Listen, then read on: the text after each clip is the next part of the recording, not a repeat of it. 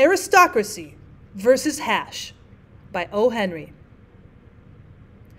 The snake reporter of the Rolling Stone was wandering up the avenue last night on his way home from the YMCA rooms, which he was approached by a gaunt, hungry-looking man with wild eyes and disheveled hair.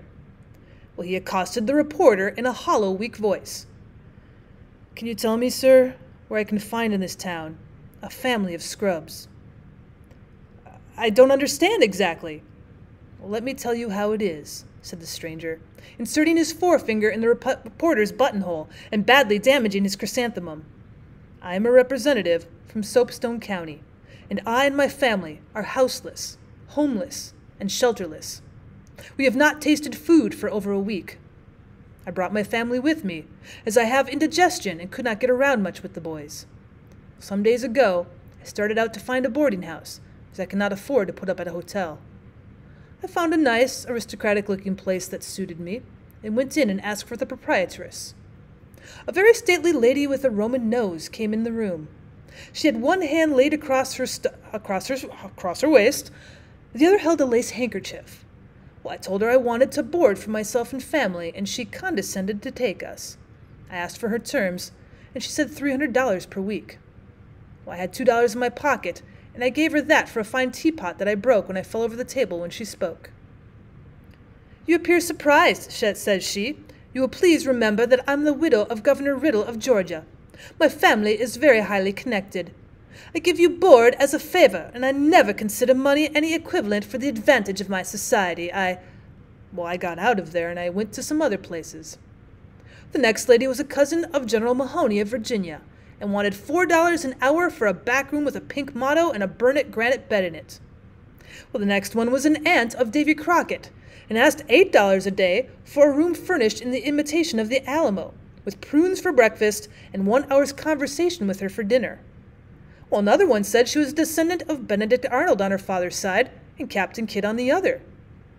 She took more after Captain Kidd.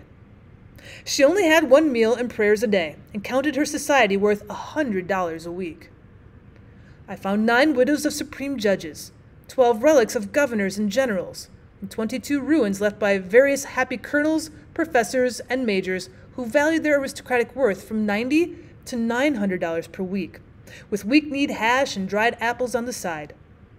I admire people of fine descent, but my stomach yearns for pork and beans instead of culture.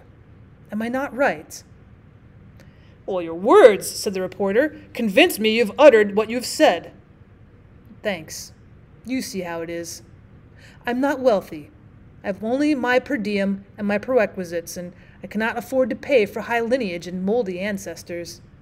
A little corned beef goes further with me than a coronet, and when I'm cold, a coat of arms does not warm me." "Well, I greatly fear," said the reporter with a playful hiccup, "that you have run against a high-toned town. Most all of the first-class boarding houses here are run by ladies of old Southern families, the very first in the land." "Well, I'm now desperate," said the representative, as he chewed tack a while, thinking it was a clove. "I want to find a boarding house where the proprietress was an orphan found in a livery stable, whose father was a dago from East Austin, and whose grandfather was never placed on the map.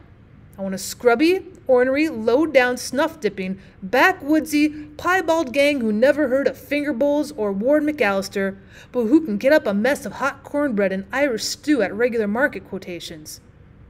Is there such a place in Austin?" The snake reporter sadly shook his head. "Well, I do not know," he said, "but I'll shake you for the beer." 10 minutes later, the slate in the Blue Ruin Saloon bore 2 additional characters. 10.